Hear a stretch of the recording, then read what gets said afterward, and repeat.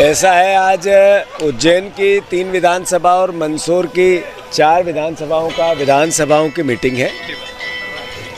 लगातार भारतीय जनता पार्टी संविधान का अपमान करती है, आरक्षण पे सवाल उठाती है। जो मोहन भागवत जी ने 3 दिन पहले अपना बयान दिया और ये कहा कि देश की आज़ादी 1947 में नहीं मिली थी, ये उन शहीद स्वतंत्रता संग्राम सेनानियों का जिनने देश के लिए शहादत दी, उनका अपमान है।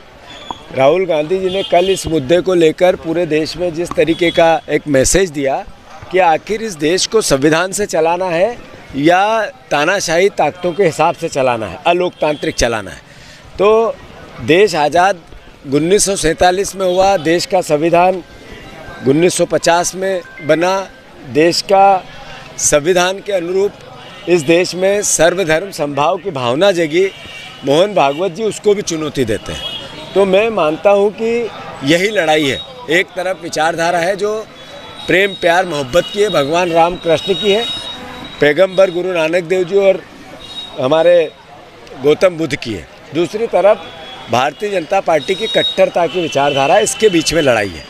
मैं मानता हूँ इसको लेकर महू में आयोजन हो रहा है, जिसमें जय बापू, जय भीम, जय संविधान, ये भावना देश के आम नागरिक को देश से प्रेम होना चाहिए, संविधान से प्रेम होना चाहिए।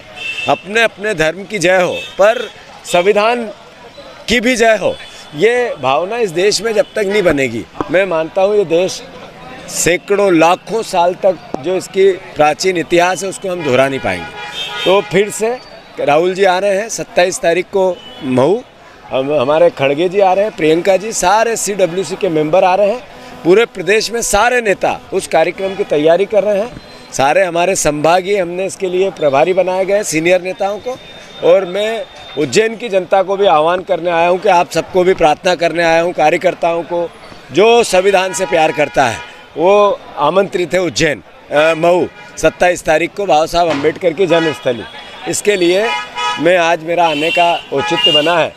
पर साथ ही साथ जैसा मैंने कहा कि मुख्यमंत्री उज्जैन के हैं और मोहन यादव जी जब से बने हैं उनको प्यार है कर्ज से, क्राइम से, करप्शन से और कमीशन से।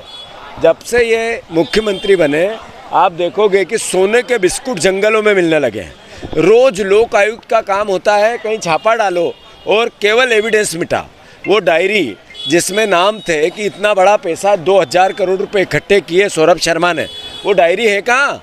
और वो सौरभ शर्मा कहाँ है जो लोकायुक्त के डर से भाग गया? दुबई में है, हिंदुस्तान में है, नेपाल में है, आखिर है कहाँ वो? तो आज तक 1 महीना हो गया। मोहन यादव जी आप कृपा करके गांव के नाम बदलने में व्यस्त हो, पर लोगों को जिसके लिए सरकार बनती है उन गाँव के विकास कब करोगे जिनके नाम बदले आपने?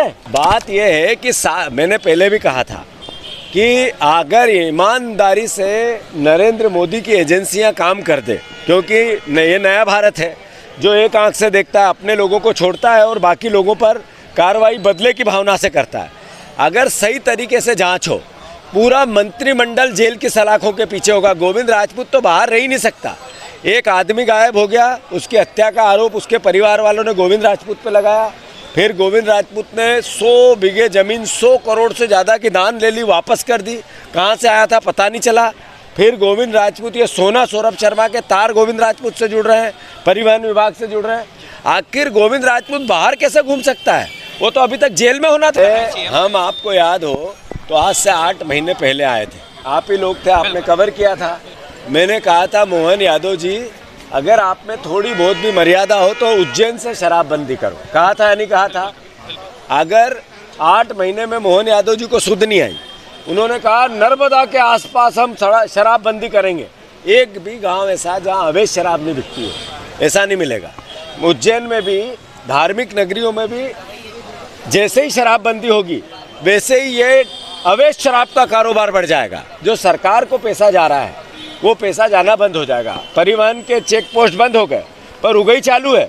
जो सरकार को जाता था वो बंद है पर नेताओं की जेब भरी जा रही है। ऐसी प्लानिंग मोहन यादव जी की चल रही है।